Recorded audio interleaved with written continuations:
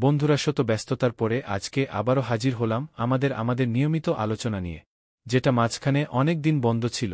তাই আপনাদের কাছে আন্তরিকভাবে দুঃখিত। আজকে আমরা আবারও সূরা আল ইমরানের অনুবাদ করব। গত কয়েক পর্বে আমরা সূরা আল ইমরানের প্রথম থেকে ১১০ নং আয়াত পর্যন্ত অনুবাদ করেছিলাম। আজকে আমরা ১১১ নং আয়াত থেকে ১২০ নং আয়াত পর্যন্ত অনুবাদ করব।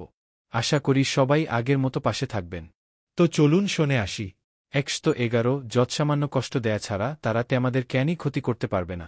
আর যদি তারা আমাদের সাথে লড়াই করে, তাহলে তারা পশ্চাৎপসরণ করবে। অতঃপর তাদের সাহায্য করা হবে না। ১১২ আল্লাহর প্রতিশ্রুতি কিংবা মানুষের প্রতিশ্রুতি ব্যতীত ওরা যেখানেই অবস্থান করেছে, সেখানেই তাদের ওপর লাঞ্ছনা চাপিয়ে দেয়া হয়েছে। আর ওরা উপার্জন করেছে আল্লাহর গয়ব।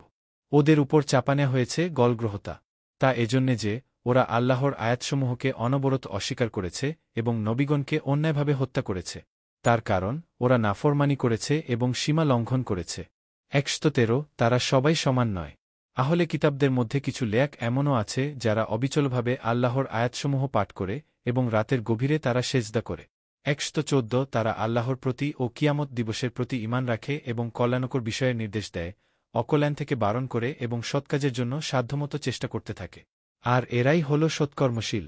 ১১৫ তারা যেসব সৎকাজ করবে, কেন অবস্থাতেই সেগুলোর প্রতি অবজ্ঞা প্রদর্শন করা হবে না। আর আল্লাহ পরহেয়গারদের বিষয়ে অবগত। ১১৬ নিশ্চয় যারা কাফের হয়, তাদের ধন সম্পদ ও সন্তানসন্ততি আল্লাহর সামনে কখনো কেন কাজে আসবে না। আর তারাই হলে দেজঘের আগুনের অধিবাসী। তারা সে আগুনে চিরকাল থাকবে। ১১১৭ দুনিয়ার জীবনে যা কিছু ব্যয় করা হয়, তার তুলনা হলে ঝড়ে হাওয়ার মতো, যাতে রয়েছে তুষারের শৈত্য, যা সে জাতির শস্যক্ষেত্রে গিয়ে লেগেছে যারা নিজের জন্য মন্দ করেছে। অতঃপর সেগুলোকে নিঃশেষ করে দিয়েছে। বস্তুত আল্লাহ তাদের উপর কেন অন্যায় করেননি, কিন্তু তারা নিজেরাই নিজেদের উপর অত্যাচার করছিল।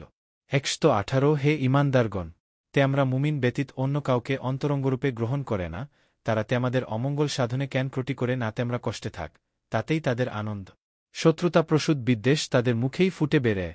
আর যা কিছু তাদের মনে লুকিয়ে রয়েছে, তা আরে অনেক গুণ বেশি জঘন্য।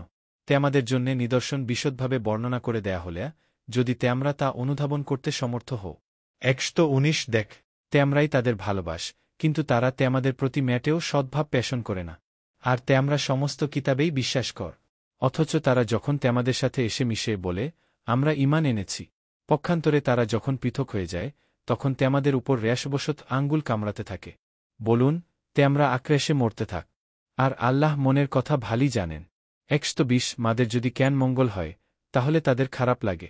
আর আমাদের যদি অমঙ্গল হয়, তাহলে আনন্দিত হয়। আর তাতে যদি আমরা ধৈর্য ধারণ কর এবং তাকওয়া অবলম্বন কর, তবে তাদের প্রতারণায় আমাদের কেনই ক্ষতি হবে না।